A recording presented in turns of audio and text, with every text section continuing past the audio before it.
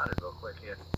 I said, just write a letter, basically to the head clerk of the court, which is the head judge, is the head clerk, and in your district, a simple question, and you wish for their legal and lawful findings and facts and his conclusions in law, you could ask him a simple question as, does a corporation have a right to tax my property and order me to pay their debt they claim is now due?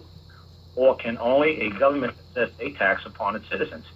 Or because I reside within a corporate township, am I now a corporate citizen or one of its subjects?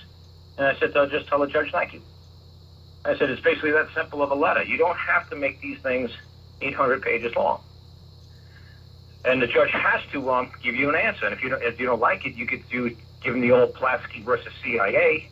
The judge can't dismiss anything that you bring into his court because you used Platsky versus CIA. I think it's 1975, and that's where a man was trying to sue the CIA for information that they had of him, and they wouldn't release it. So he didn't know how to really file a lawsuit in the federal court. So the federal court just threw out his claim all the time, 12b6 him, 12b6 him, 12b6 him. So he took it all to the Supreme Court. The Supreme Court said no.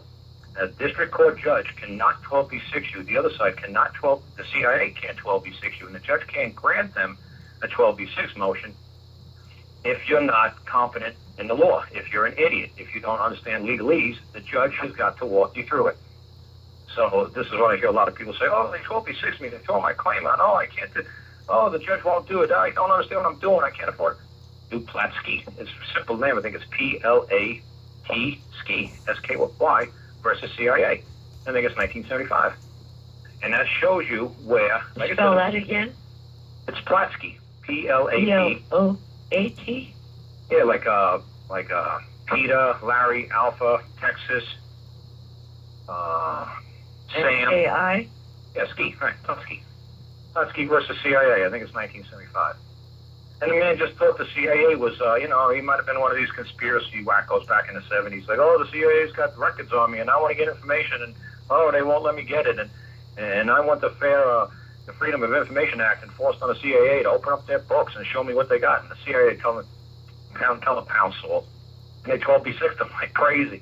So he got tired. He took it away to the Supreme Court. And the Supreme Court actually found for this wacko Platsky guy in 1975 and told the federal judge, you can't throw this man's claim out. I don't care what the CIA, said as a defendant. You've got to help this man stylize his pleading so that it could proceed through your court. So that's how I tell people all the time. The judges can't just throw your stuff out. They say, oh, we can't give you legal advice. Do Platsky versus CIA on them. And they'll say, well, okay, well, we got to show you how to stylize your pleading so we can accept it, so you get it in front of a jury someday. They got to help you do it. I'm trying to find this Platsky